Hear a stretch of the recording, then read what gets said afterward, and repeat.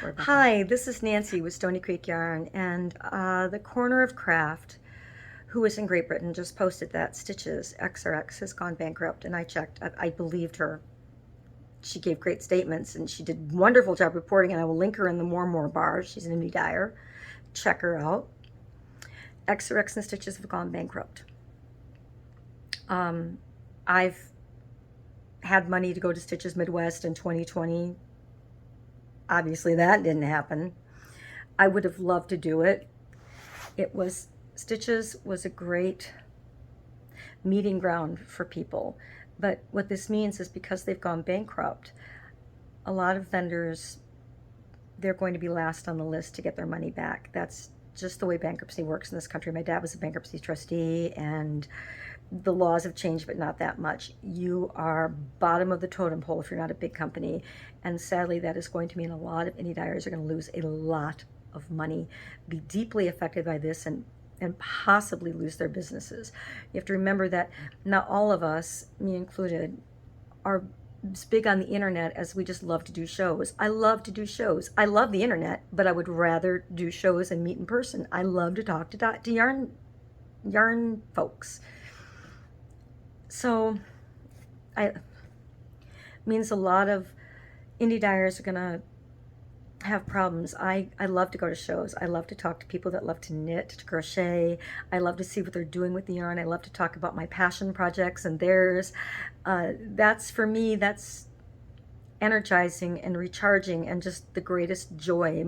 It's fun. But some people, literally, that's it. They don't have an internet presence. They've lost their show fees. Some of them go to more than one Stitches show, so they've lost their show fees.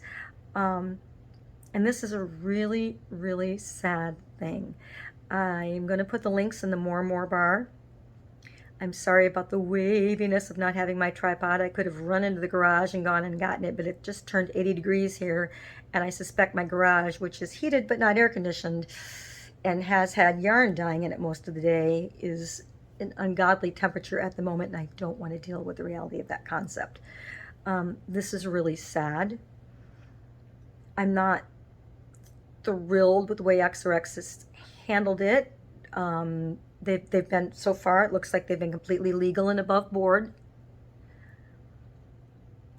They haven't paid some of their demonstrators and their teachers from the last show, and that is deeply unfortunate, because again, they are going to have to get in line with the small fish, which are the indie dyers, because the big companies that help produce it are going to get paid first, and that's the way it is in the United States when we have a company go bankrupt.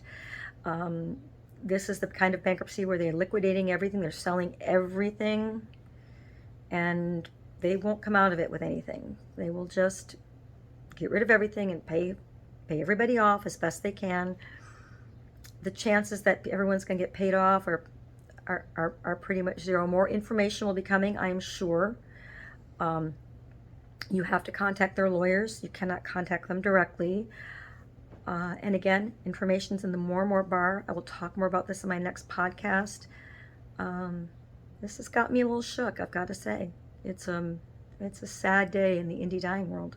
It really is. I don't know what else to say.